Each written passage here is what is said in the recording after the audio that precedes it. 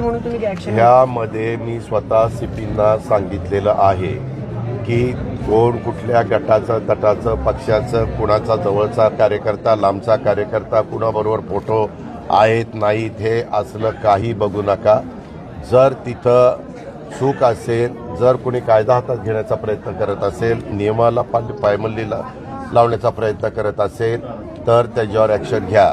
त्यांनी मला सांगितलं की जरी काहींनी शिफारस केलेली असली तरी इथल्या सीपीनी त्यांना परवाना शस्त्र परवाना दिलेला नाही असं स्वतः आयुक्तांनी मला सांगितलेलं आहे।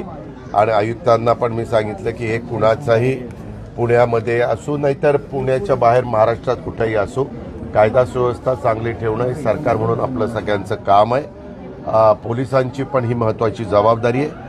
मी त्याच्यामध्ये कुठल्याही परिस्थितीत कुणाकडनंच राजकीय हस्तक्षेप होऊ देणार नाही।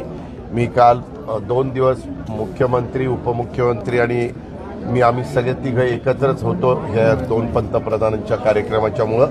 त्याही वेळेस हा विषय निघालेला होता। त्यावेळेस मुख्यमंत्र्यांनी पण हीच भूमिका त्या बाबतीमध्ये मांडली की अजिबात कुणाचे फिकीर करायची नाही।